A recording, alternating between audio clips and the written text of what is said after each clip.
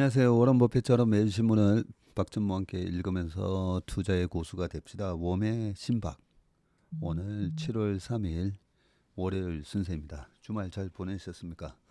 저도 주말 아주 바쁘게 잘 보냈습니다. 토요일은 오전에 항상 축구하니까요. 축구하고 또 오후에 골프가 있어가지고요. 네, 오후에는 또 골프도 치고. 근데 축구로 전향을 하고 난 이후에 요즘은 골프를 잘 못 칩니다. 옛날에는 20년 전에 80대 초를 쳤었는데요. 지금은 90대 초 치기도 참 어려울 정도로 골프가 좀 허접해져 가지고 둘 다 잘하기가 힘든 것 같습니다. 근데 이게 참 운동도 굉장히 정직한 게 확실히 예전에 잘 칠 때는 뭐 계단 걸어 올라가면서도 일부러 당시에 다녔던 회사 신한투신 그때 9층이 있었는데요. 9층 계단도 일부러 걸어 올라가면서 신문지 하나 딱 들고 이제 계단 난간을 갖다가 툭툭 이렇게 치면서 왼쪽 어깨 열리지 않게 툭툭 치면서 이제 올라가는 그것만 해도 그때 스코어가 잘 나오더라고요. 물론 연습장도 일주일에 최소 2번 이상 갔던 것 같고요. 근데 요즘은 연습장을 아예 안 가니까요. 아예 안 가니까 확실히 뭐 쇼게임이나 이렇게 뭐 잘 되지가 않습니다. 그래서 골프 치러 가자고 하면 가긴 가는데 가도 옛날만큼 이래 잘 못 치니까요. 좀 그렇고요. 어, 저희 52주 신고가 ISC 지난주에 그저께 올라온 영상 있잖아요. 그 박준혁 프로가 실제 축구 선수 출신입니다. 축구 선수. 네. 고등학교 때까지 축구를 했고요. 되게 잘합니다. 저랑 아침에 같이 하는데 2001년생인가요? 근데 축구 선수 하다가 체대를 갔다가 1년 동안 미국에 유학을 가서 이번에 처음 인턴을 하는데 보면 참 운동선수들이 이래서 운동선수들이 또 어느 수준까지 열심히 운동을 한 선수들은 뭘 해도 잘하겠구나 싶은 게 저희 회사 와서 지금 인턴 교육생을 지금 3주 했나요? 한 달 했나요?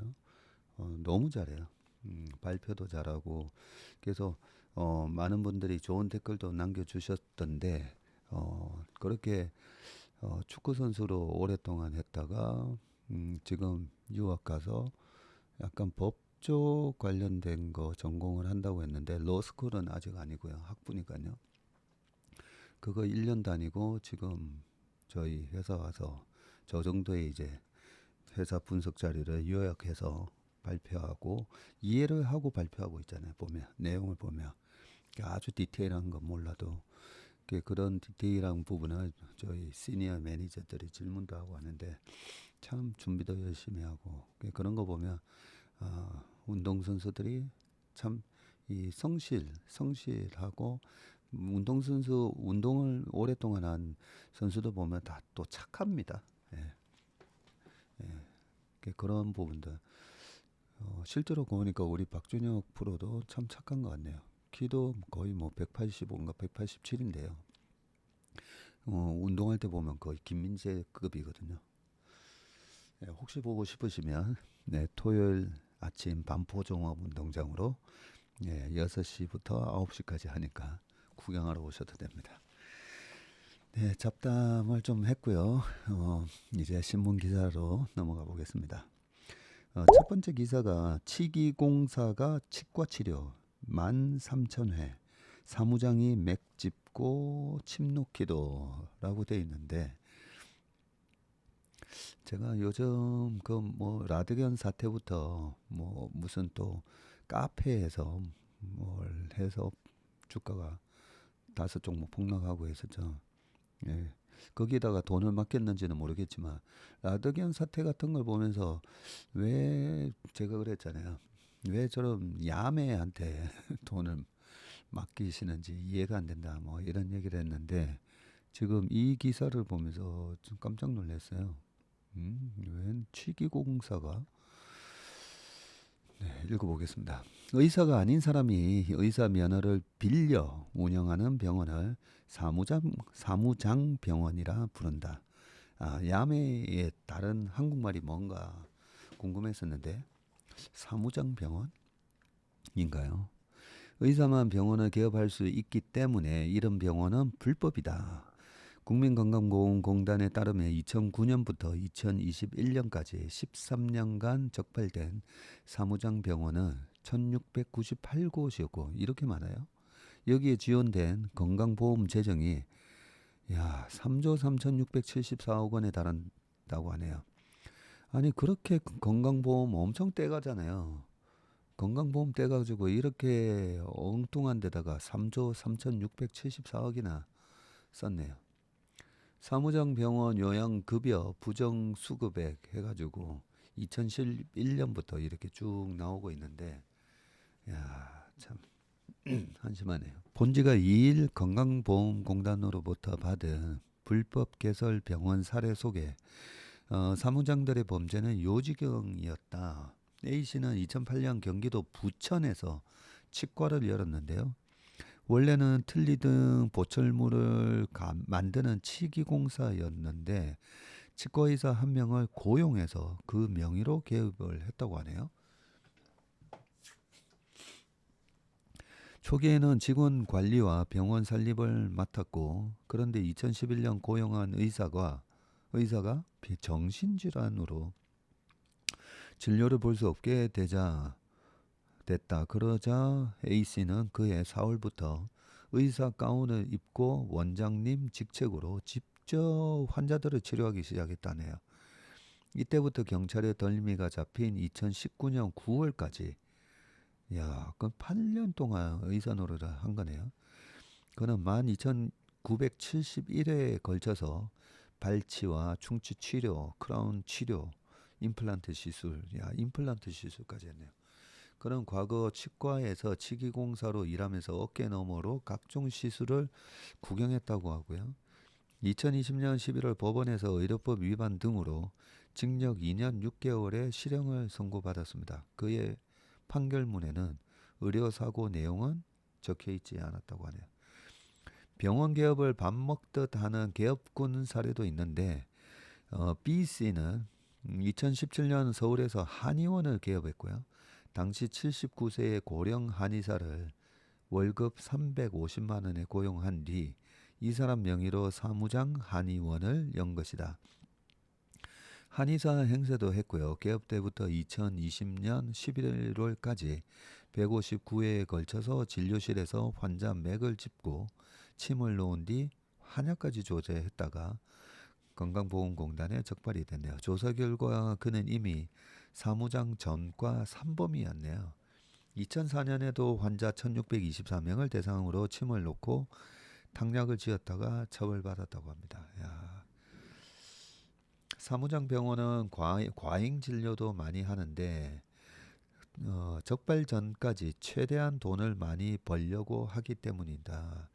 일단 적발된다라는 걸 다 감안을 하고 적발돼도 이렇게 처벌이 약해서 최대한 적발되기 전까지 많이 벌자 이런 심리네요. 그만큼 건강보험 재정이 낭비된다는 뜻인데 건강보험공단 직비에 따르면 적발된 사무장 병원이 정부로부터 받아 챙긴 부정요양급여비가 2014년대는 2218억이었고 5년 만인 2019년에 7837억으로 3배나 늘었다고 합니다. 실제 경기도의 한 사무장 병원의 경우 환자 1863명에게 돈을 주고 과잉검사 등을 해서 2015년부터 3년간 총 64억 원의 부정요양급여비를 또 챙겼네요. 이 병원은 일반 환자 10만 원, 희귀난치성 환자 35만 원이라는 식으로 등급표를 만들어 챙긴 돈의 일부를 환자들에게 돌려줬다고 합니다. 나눠먹기 한 거네요. 사무장 약국도 있네요.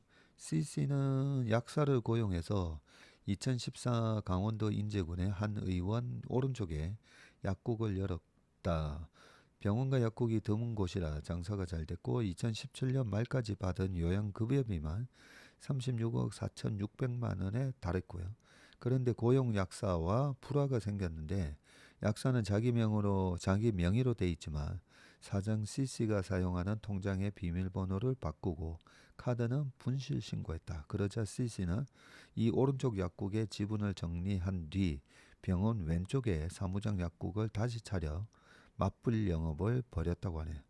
하지만 C씨는 불법 영업이 적발돼서 지난해 8월 징역 1년 2개월의 실형을 받았다고 합니다.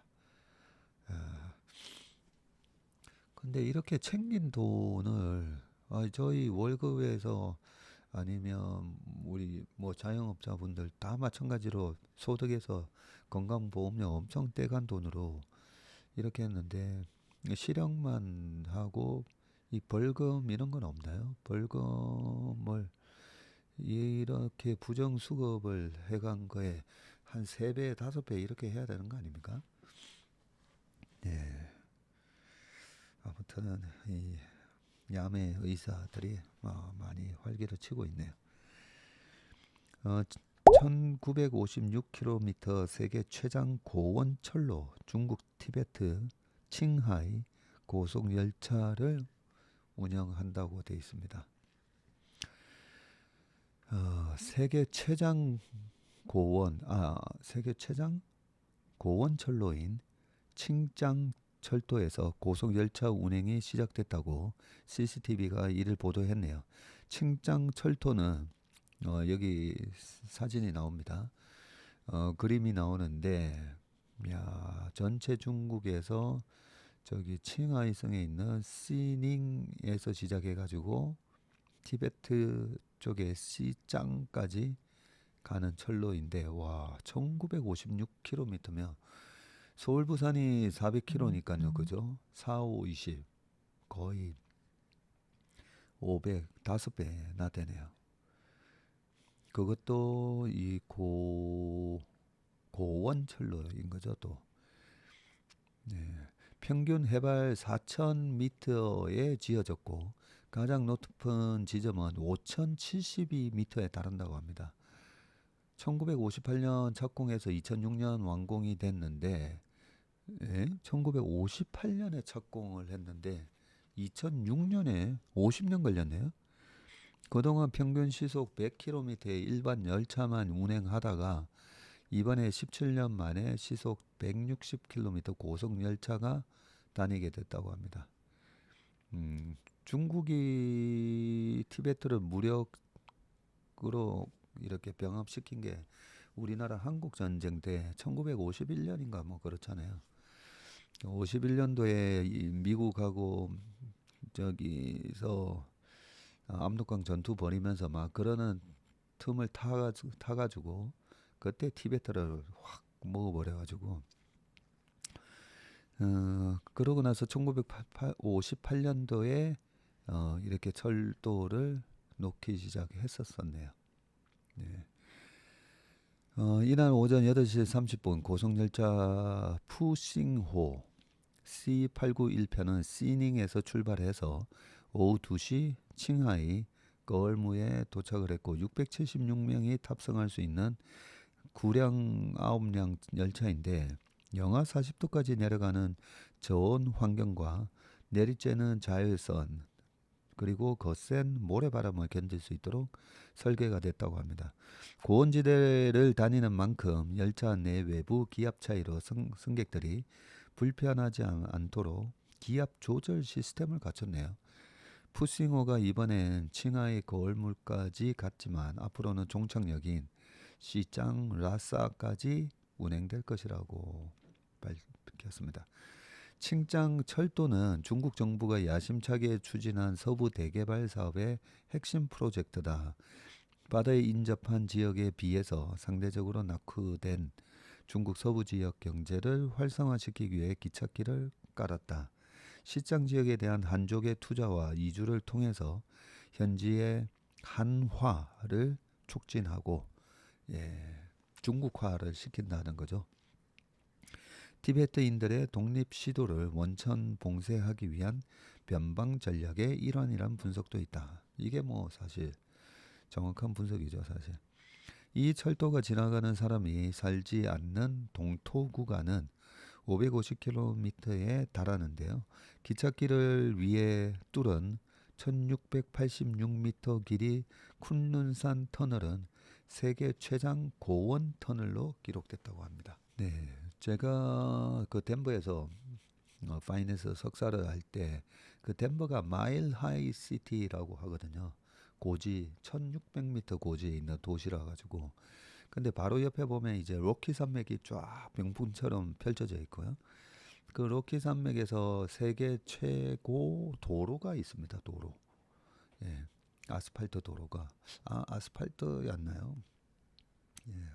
4천 몇 미터인데 거기를 이제 차로 올라가면 그 덴버에서 좀 오랫동안 살다가 올라가면 괜찮은데요. 거기 관광 와가지고 바로 올라가면 굉장히 어지럽습니다. 네, 4,000m 올라가면 이제 그 산소가 희박해가지고요. 저도 그때 올라갔을 때 약간 뭐 휘청거리는 그런 느낌을 받았었던 기억이 나는데 이 철도가 평균 해발 4,000m 그리고 최고는 5,000m니까 5,000m 가면 야 기온도 되게 낮지만 산소가 희박해가지고 네, 하여튼 그런 기찻길을 이 티벳의 현지화, 한화, 현지화가 아니라 중국화를 시키기 위해서 이런 철도를 또 깔아서 운영을 하고 있네요. 그다음 기사는요. 팽이의자 전기차의 뉴욕 베슬까지 현대의 다빈치 손끝에서 탄생을 했다라고 돼 있는데 한번 보겠습니다. 전방위 디자이너 토머스 헤드윅 감성을 빚다. 방한 본지 인터뷰인데 빚다 전이겠죠. 무슨 사람들이 나를 여러 가지 이름으로 부를 수 있겠지만 제가 생각하는 저 자신은 언제나 만드는 사람입니다. 메이커입니다라고 사진을 보니까요. 문화역 서울 284 옛 서울 역사에 전시된 전기차 콘셉트카 에어로 앞에 선 영국의 건축가 겸 디자이너 토마스 헤드윅. 건축가 겸 디자이너시네요. 뭔가를 창조하기 위해 중요한 것은 머리, 가슴, 그리고 손이라며 건축 디자인 교육도 이론에만 치우치기보다는 손으로 직접 만들고 느끼는 게 중요하다고 생각한다고 얘기를 하셨네요. 토머스 헤드윅은 53세? 53세면 70년생이시네요. 개띠십니다. 이 지난달 28일 문화역 서울 284 서울 역사에서 가진 본지 인터뷰에서 스스로를 이렇게 규정을 했습니다. 영국 출신인 그는 뉴욕 맨하탄의 풍경을 바꾼 벌집 모양 전망대 베슬 베슬 그리고 구글이 직접 지은 첫 사옥인 실리콘밸리의 베이뷰 덴마크 건축회사 회사인 BIG와 공동 설계를 했다고 하네요. 이와 같은 작업으로 세계 건축계의 최첨단에 선 인물이라고 합니다. 하지만 헤드윅이라는 이름은 건축가나 디자이너, 예술가라는 하나의 단어로는 완전히 설명되지 않는다. 의자부터 교량, 수상공원, 전기차를 넘나드는 작업의 스펙트럼이 워낙 넓기 때문이다. 우리 시대의 다빈치라는 별명에는 천재적이라는 의미와 함께 일찍부터 다방면에서 두각을 나타내 왔다는 뜻이 포함되어 있다. 그는 9월 6일까지 열리는 헤드윅 스튜디오 감성을 빚다 전시 개막에 맞춰 한국을 찾았는데 런던 신형 2층 버스 2010년도에 그리고 2012년도에는 런던 올림픽 성화대 그리고 맨하탄의 인공섬 공원인 리틀 아일랜드 리틀 아일랜드가 이번에 갔다 온 곳인데요. 이것도 이분이 하신 거네요. 대표작 30점을 이번에 선보인다. 지금 그 잘 공개하지 않았던 스케치들도 나왔는데 직접 손을 움직여 뭔가를 만드는 데서 창의성이 나오고 섬세한 손길에서 비롯하는 작은 차이가 디자인의 가치를 높인다고 합니다. 맞네요, 이거. 사진에 보니까 미국 뉴욕 맨하탄 리틀 아일랜드. 이번에 그 뉴욕을 갔다가 또 허드슨강 근처를 가봤거든요. 우리 체슬리 투자자문의 이름이 그 체슬리 슬램버그라는 그 기장님이 그저 2009년 1월인가 거기에다 불시착하면서 제가 그 체슬리라는 이름을 따왔지 않습니까? 이 허더슨 강에다가 불시착을 하셨었는데 뉴욕의 라거디아 공항에서 이륙한 지 뭐 200 몇 초 만에. 근데 이번에 이 허더슨 강에 가니까 못 보던 게 있더라고요. 이 리틀 아일랜드인데 저렇게 무슨 와인잔 비슷하게 콘크리트로 만들어 놓고 그 위에 공원을 만들어 놨더라고요. 한 바퀴 이렇게 돌았는데 저기 공원에 올라가니까 이 허드슨강과 그 맞은편에 이제 뉴저지 그 저지 시티라고도 또 돼 있는 곳하고 뭐 다 보이는데 근데 공짜예요. 네, 공짜입니다. 저기로 갔던 이유가 현대차의 그 제네시스 하우스를 가보자 해서 갔다가 그 맞은편에 이게 있더라고요. 그래서 구경을 했는데 이것도 이분 작품이었네요. 참 대단하시네. 허드슨강 부두의 튤립 맞다. 튤립 모양 콘크리트 구조물을 132개를 설치해서 조성한 2.4 에이커 약 2,900평의 인공섬 공원입니다. 네. 팽이를 닮은 의자 스펀 체어는 그런 생각이 반영된 작품이다. 의자 하나를 디자인하고 끝나면 또 다른 의자를 디자인하면서 지쳤을 때 오케스트라용 팀판이 만드는 장면을 우연히 보고 착안을 했다네요. 바닥이 둥근 북처럼 모든 방향에서 대칭이 되는 의자는 어떨까 생각했죠. 나무와 고무 찰흙으로 수없이 모형을 만들며 테스트한 끝에 지금의 형태가 나왔습니다. 심각한 얼굴을 하고 자 지금부터 획기적인 의자를 만들어야지 한다고 새로운 디자인이 나오지는 않아요. 스펀 체어는 사람이 앉으면 멈추기 직전에 팽이처럼 빙글빙글 돌도록 만들어졌고요. 의자는 똑바로 서 있어야 한다는 고정관념을 넘어서서 유쾌함과 즐거움이라는 감성적 반응을 불러일으킨다고 합니다. 감성은 헤드윅의 방대한 작품 세계를 이해하는 열쇠라고 하네요. 헤드윅은 콘텐츠 없는 디자인은 의미가 없다면서 멋진 모양을 만드는 것보다 사람들이 디자인을 직접 경험하고 상호작용하면서 감흥을 느끼도록 하는 것이 우선이다라고 했고요. 베슬은 원래 조각 작품을 만들어 달라는 의뢰에서 시작한 작업이었지만 길이 1마일 1.6km의 산책로를 2,500개의 계단으로 엮어서 사람들이 거닐 수 있게 했습니다. 구글의 베이뷰도 업무 공간을 층층이 단절시키지 않고 넓게 배치해서 사람들이 더 자주 서로 만나게 하는 것이 핵심이었습니다. 헤드윅은 최근 서울시의 노들 예술섬 프로젝트에 제안한 계획안도 형태보다는 방향성을 강조했다고 하고요. K-뮤직이 굉장히 유명하다고 하지만 한국에서 K-뮤직을 보고 즐길 수 있는 곳은 많지 않다고 생각했습니다. 그렇네요. 그래서 음악으로 사람들을 응집시킬 수 있는 휴식처 같은 공간을 제안한 것입니다. 센강이나 템스강보다 훨씬 넓은 한강의 노들섬은 강남과 강북을 연결하는 자연의 공간입니다. 한복판에 그런 공간을 가진 도시는 세계적으로도 흔치 않아요. 영혼 없는 건물은 그만. 도시의 차원에서도 감성은 중요하다. 기능 위주로만 건물을 짓다 보면 사용자의 감흥을 불러일으키지 못하게 되고 영혼 없는 건물을 쉽게 허무는 과정에서 막대한 온실가스가 발생한다. 사람들이 애착을 가지는 건물을 지어 오래 사용해야 한다는 것이 그의 지론이네요. 사람들이 애착을 가지는 건물을 오래 사용. 헤드윅은 그런 건물이 꼭 요란한 모양이어야 할 필요는 없고 오래됐다고 다 그런 건물이 되는 것도 아니다. 런던에서 가장 사랑받는 거리들은 건축가가 디자인한 게 아닙니다. 건설업자들이 카탈로그에서 창호, 난간, 외장재 같은 것들을 하나씩 골라 지은 건물이 모여서 이루어진 것이죠.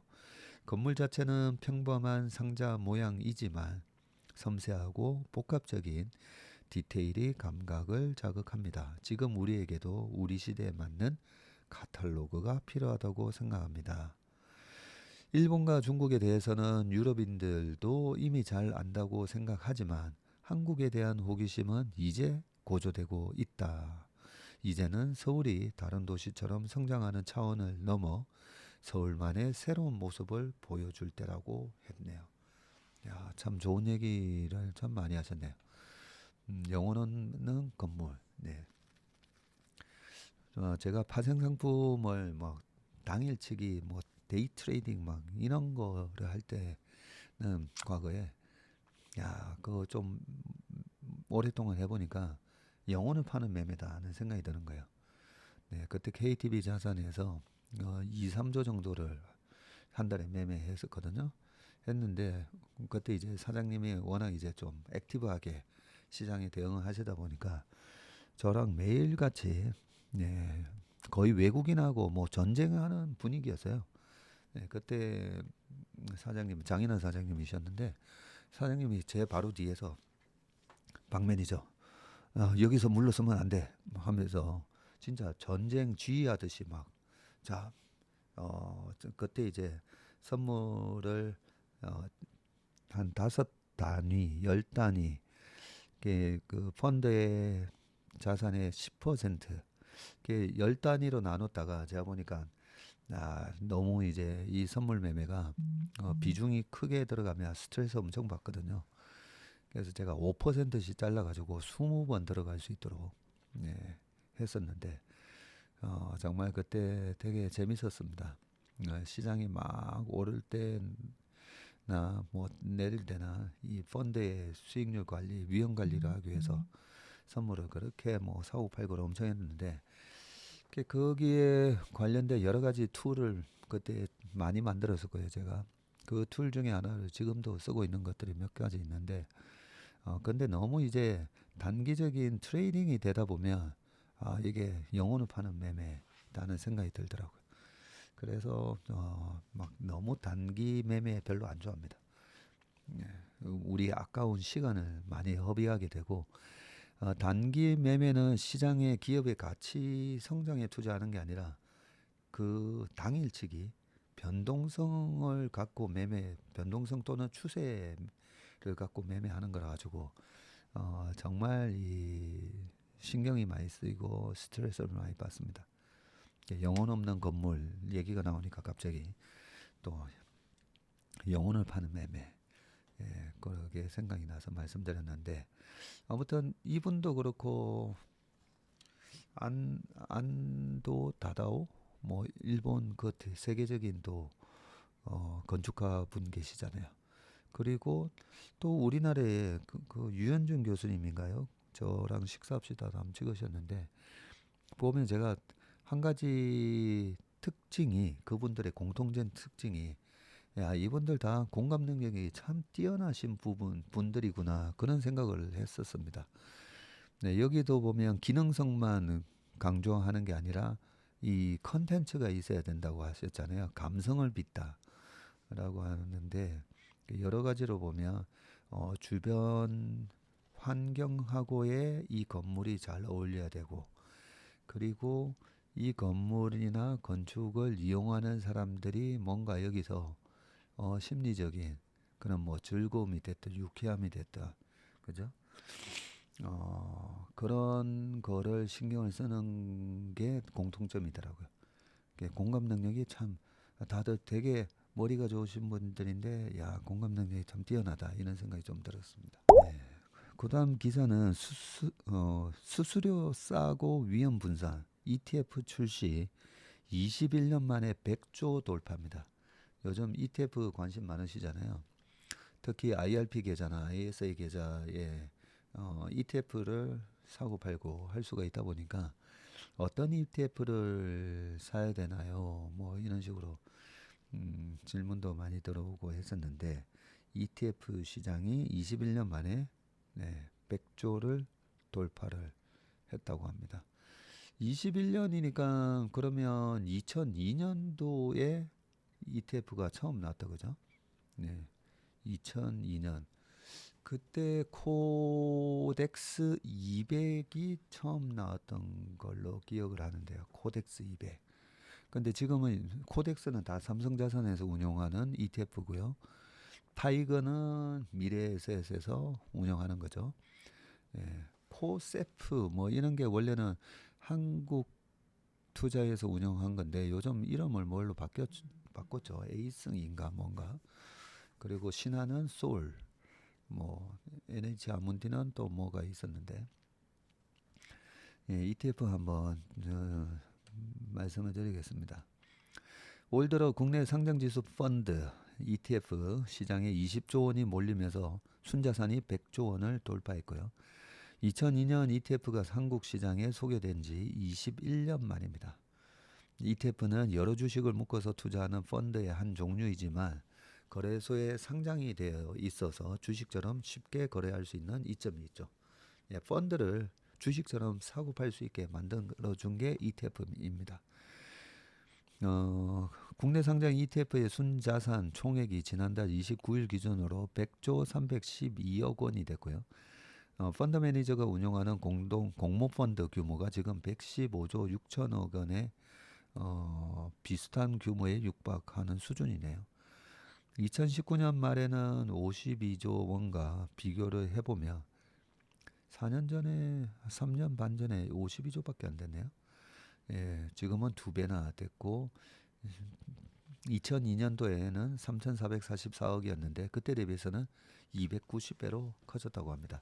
공모펀드를 통한 간접 투자 대신 ETF를 통한 직접 투자 문화가 확산한 결과로 풀이가 되고 여기에 노후 대비를 위한 퇴직연금 계좌에서 수수료가 싼 ETF에 꾸준히 투자금이 들어오는 것도 ETF가 성장하는 요인 중 하나라고 합니다. 하지만 과도한 테마형 ETF가 난립하고 있고 한두 종목에만 몰빵 투자하는 ETF 등 위험 요인도 있습니다. 네. 그리고 제가 여러 번 말씀드리지만 2배짜리 3배짜리는 내가 정말 선수다. 선수다라는 생각을 들기 전까지는 안 하시는 게 좋습니다.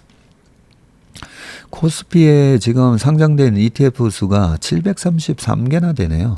그리고 순자산 1조 원 이상 ETF 수도 22개나 됩니다. 733개면 코스피가 종목 수가 한 800 몇 개 아닌가요? 그리고 코스닥이 1400개가 넘어서 한 2200개 넘는데 ETF 숫자가 엄청 많아졌다 그죠? 현 추세대로라면 유가증권 시장에 상장된 기업수 여기 나오네요. 834개를 추월할 날도 머지 않았다는 전망이 나온다. 하루 평균 거래액도 2000년대 초엔 100억 원대에 불과했지만 최근엔 거래 금액도 2조에서 3조나 된다고 합니다. ETF가 이렇게 잘 나가는 이유가 여기 적혀 있지만 ETF의 수수료, 운용 보수가 0.5%로 일반 펀드 1에서 3%의 거의 절반 아니면 6분의 1에 그치기 때문이죠. 또 하나 이유도 있습니다. 일반 공모형 펀드가 3년, 5년 이렇게 보면 시장을 이기는 펀드가 그렇게 많지 않아요. 보니까. 전 세계적으로 시장을 이기는 펀드가 10% 정도밖에 안 되다 보니까 그러면 내가 장이 좋다고 생각해서 펀드 가입하는 건데 그러면 그냥 코스피 200이나 미국의 스파이 S&P 500 추종하는 스파이나 아니면 나스닥 100 추종하는 QQQ나 뭐 이런 거나 사지 이렇게 돼버리는 거죠.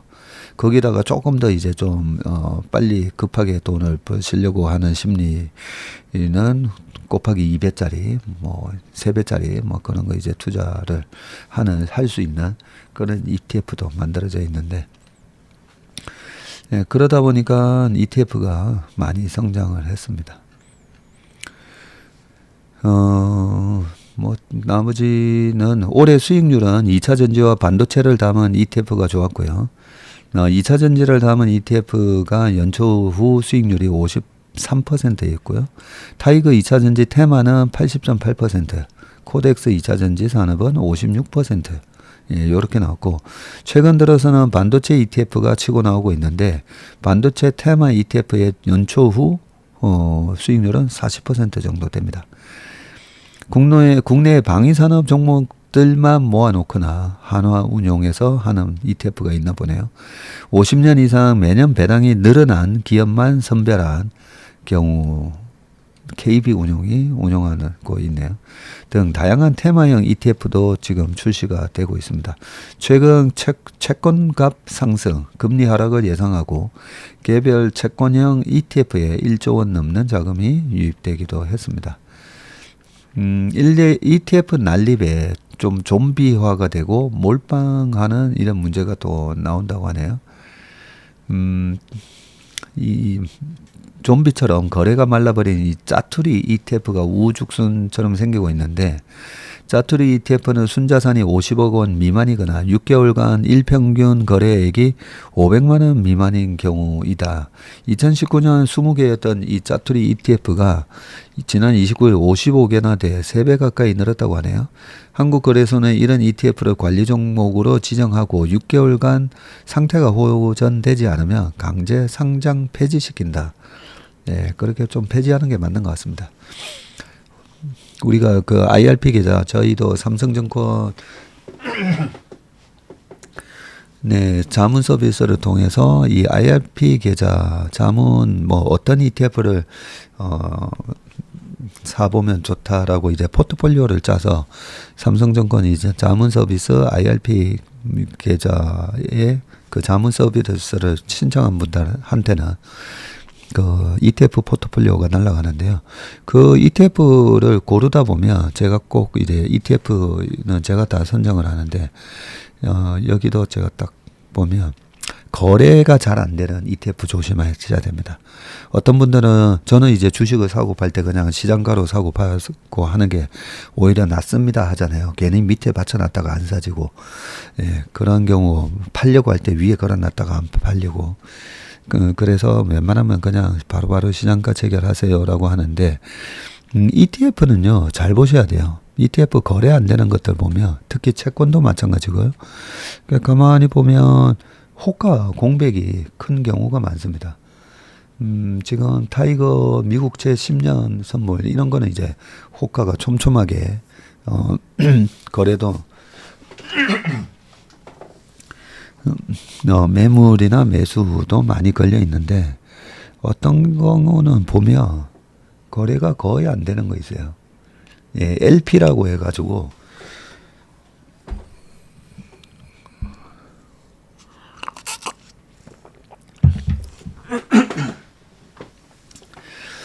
그 LP라고 해가지고요, 증권사에서 이 유동성을 제공해 주기 위해서 밑에 호가 저 위에 호가에 이렇게 호가를 걸어두는 LP들이 있긴 한데, 지금도 KB스타 200IT라는 ETF를 보니까 오늘 거래량이 15주밖에 안 돼요. 그리고 위에는 5,000주씩 4,995, 4,990 이렇게 걸려 있는데, 요런 ETF 호가 보시고 이 거래가 너무 안 된다 싶은 거는 피하시는 게 또 좋습니다. 네. 잠깐만, 기사를 읽다가 그죠? 그래서 기사가 어떻게 되죠? 네, 요런 좀비 ETF는 좀 이렇게 강제 상장 폐지 좀 시켜주셔서, 예, 투자자들이 투자할 때, 예, 이렇게 거래 안 되는 거, 혹시라도 실수로 투자 못하시게 하고, 분산 투자의 장점을 살리지 못하고 소수 종목에 몰빵하는 ETF도 있는데요. 최근 주가가 하락세인 CJ그룹주 그리고 네이버 카카오에 편중된 ETF가 고전을 면치 못하고 있다라고 되어 있습니다. 기준지수 등락의 2배로 수익률이 연동된 레버리지 ETF나 지수와 반대로 움직이는 인버스 ETF도 투자에 유의를 해야 되고, 특히 지수와 반대 방향으로 2배 수익률이 나도록 설계된 고버스 ETF의 경우 예상이 틀릴 경우 원금을 크게 까먹을 수도 있습니다. 네. 웬만하면 떨어지는 거에는 투자 안 하시는 게, 특히 떨어지는 거에 2배로 투자하시는 거 여러 번 해보신 분들은 아마 느끼시겠지만 정신 건강에 아주 안 좋습니다. 그런데 왜 고버스를 투자하냐면 많은 사람들은 그냥 다들 매수 배팅을 하고 있잖아요. 근데 반대로 떨어졌을 때 먹으면 아주 짜릿하거든요. 그런데 자세히 한번 생각해 보시면 시장은 결국 계속 이렇게 올라가고 있잖아요. 애플이 어제 3조 달러 기록했다는데 왜 기록했겠습니까? 인플레이션을 다 반영해서 매출이, 제품 가격이 올라가고 그만큼 매출이 늘어날 걸 다 주가가 반영해서 올라가는 거거든요. 그렇게 보면 올라가는 거에 배팅하는 게 훨씬 유리합니다. 훨씬. 그런데 왜 떨어지는 거에 배팅을 하느냐? 여러 다수와 반대로 가서 맞았을 때 짜릿하거든요. 근데 확률이 높아야죠. 확률이. 네. 그런 차원에서 좀 떨어지는 거에 저는 확률적으로 불리하기 때문에 저는 떨어지는 거 배팅을 안 합니다. 그 다음 기사 넘어가 보겠습니다. 프랑스 GDP도 넘어선 애플. 애플 얘기가 바로 나오네요. 네.